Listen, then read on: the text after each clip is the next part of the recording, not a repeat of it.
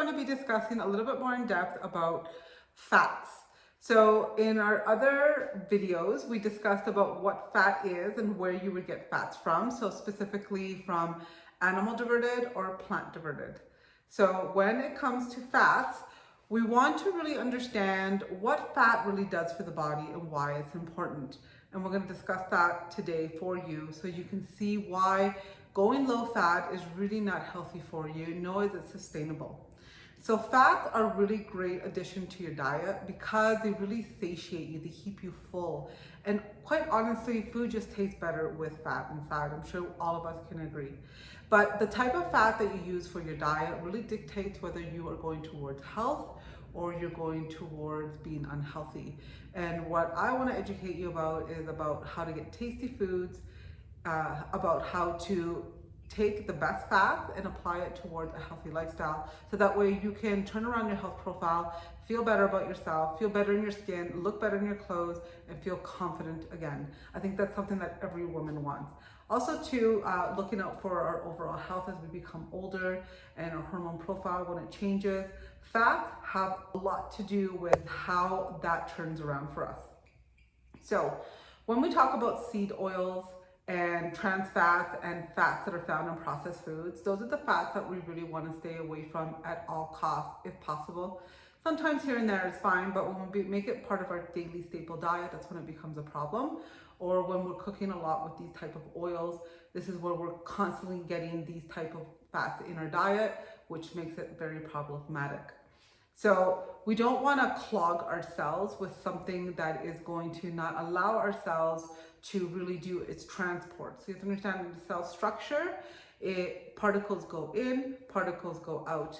And your cells, around your cells, are these little phospholipids. And phospholipids are like little heads with tails. They're on the top surface and then on the inner surface of the cell. So the cell is like a double layer, okay? And those phospholipids, which is called phospholipids, are made from fats. And so the type of fats that you eat in your diet will dictate the health of that cell, the phospholipid, and the health of the cell will dictate whether if there's too much inflammation or if there is an essential fatty acid that actually goes in and it makes the cell fluid so particles can get in, which is nutrients, and then debris or toxins can get out of the cell because your cells are constantly making toxins inside, but it needs to be able to release it.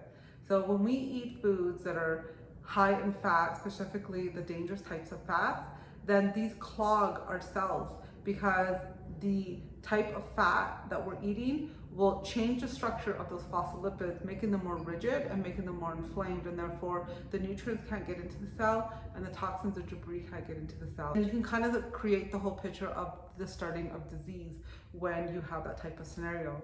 So how can we change this around if you've been a person that's been eating a lot of processed food, if you've been consuming a lot of seed oils, and maybe not really even paying attention to this?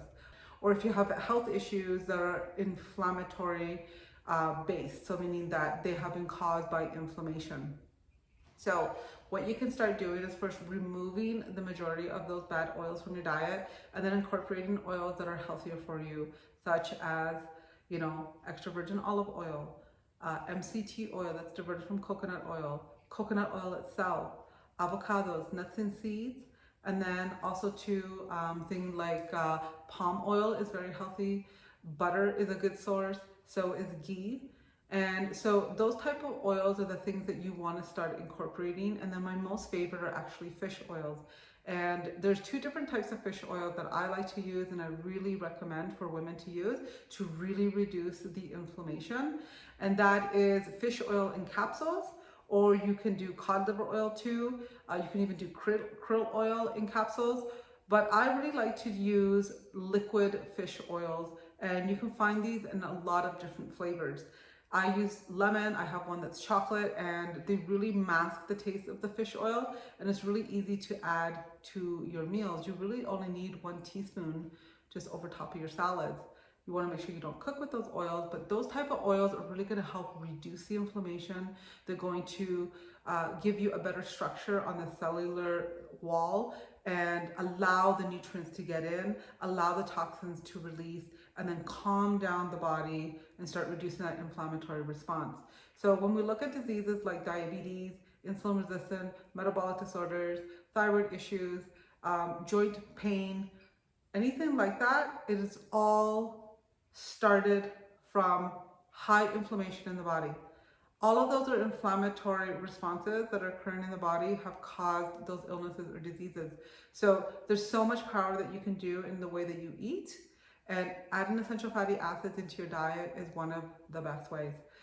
Also, essential fatty acids are wonderful for fat loss because they help to reduce the inflammation. And when you stop inflammation that's occurring in your body at high levels, your body can now read signals, and the body can now communicate effectively to allow the body to lose weight, to send the signals that you are full, to send the signals that, the thyroid hormone can start working again. So these are all very important processes when you think about getting healthy, losing weight, and keeping that weight off. Where do you add your fats in your diet?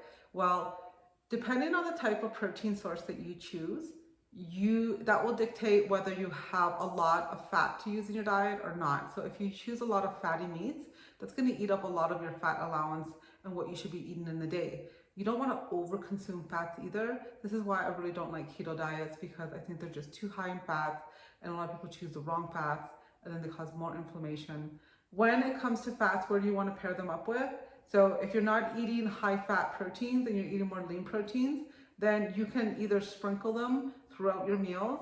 I personally find that women do best when they put them with a meal that doesn't have high carbohydrate consumption. So without, like, say, earned carbs, if say it was your last meal of the day, you have your protein, your lean protein, your leafy greens, and then that's when I would probably add the majority of my fat to help stabilize me. So I would put like avocado, olive oil, fish oils, cook with coconut oil in that meal. So that really helps me for that meal. But if you're a woman who works out in the evening, maybe you have to push your fats in the earlier part of the day, because you actually need more carbohydrates in the evening after working out, and you can take those fats to help stabilize your blood sugar and stabilize your hunger in the earlier part of the day, so you're not really hungry. So I hope that this information was very impactful for you in terms of fats and why you don't want to remove all fats from your diet.